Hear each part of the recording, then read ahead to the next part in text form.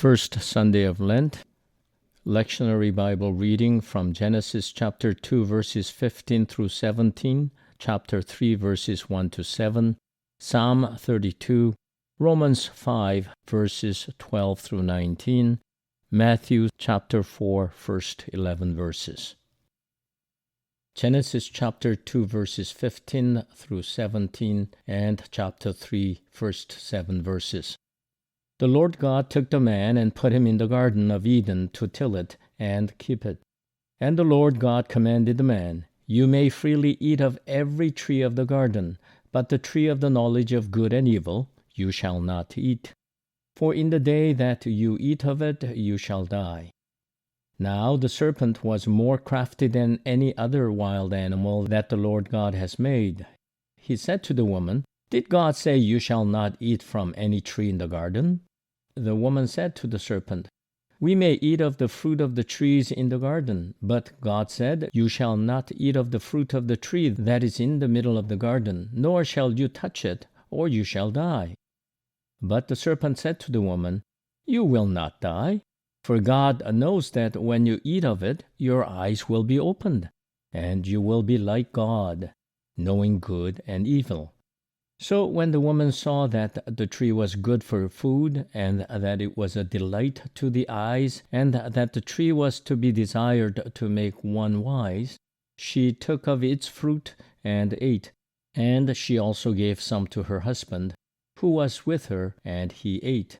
Then the eyes of both were opened, and they knew that they were naked, and they sewed fig leaves together, and made loincloths for themselves. Psalm 32. Happy are those whose transgressions is forgiven, whose sin is covered.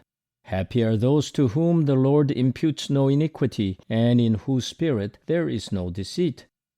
While I keep silent, my body wasted away through my groaning all day long. For day and night your hand was heavy upon me. My strength was dried up, as by the heat of summer. Then I acknowledged my sin to you, and I did not hide my iniquity. I said, "I will confess my transgressions to the Lord," and you forgave the guilt of my sin. Therefore, let all who are faithful offer prayer to you. At a time of distress, the rush of mighty waters shall not reach them. You are a hiding place for me. You preserve me from trouble. You surround me with glad cries of deliverance. I will instruct you and teach you the way you should go. I will counsel you with my eye upon you.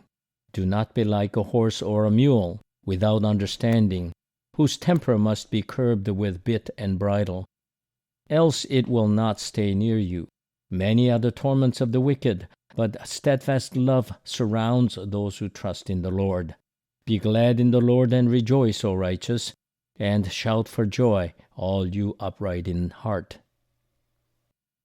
Romans chapter 5 verses 12 through 19. Therefore, just as sin came into the world through one man, and death came through sin, and so death spread to all because all have sinned. For sin was indeed in the world before the law, but sin is not reckoned when there is no law. Yet death reigned from Adam to Moses, even over those who did not sin in the likeness of Adam, who is a pattern of the one who was to come. But the free gift is not like the trespass. For if the many died through the one man's trespass, much more surely have the grace of God and the gift in the grace of the one man, Jesus Christ, abounded for the many.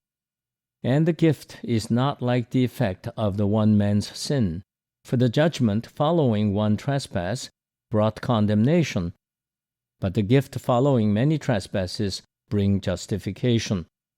If, because of the one man's trespass, death reigned through that one, much more surely will those who receive the abundance of grace and the gift of righteousness reign in life through the one man Jesus Christ.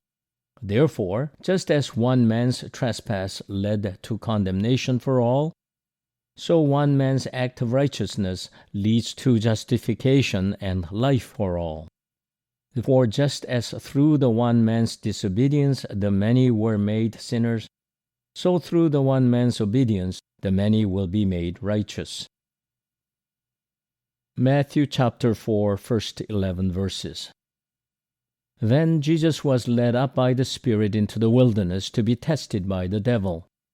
He fasted 40 days and 40 nights, and afterward he was famished.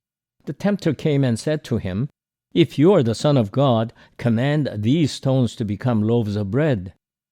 But he answered, "It is written, one does not live by bread alone, but by every word that comes from the mouth of God." Then the devil took him to the holy city and placed him on the pinnacle of the temple, saying to him, "If you are the Son of God, throw yourself down, for it is written, He will command His angels concerning you, and on their hands they will bear you up, so that you will not dash your foot against a stone." Against a stone. Jesus said to him, "Again it is written, do not put the Lord your God to the test." Again the devil took him to a very high mountain and showed him all the kingdoms of the world and their glory. And he said to him, "All these I will give you, if you fall down and worship me." Then Jesus said to him, "Away with you, Satan, for it is written, worship the Lord your God and serve only Him." Then the devil left him, and suddenly angels came and waited on him.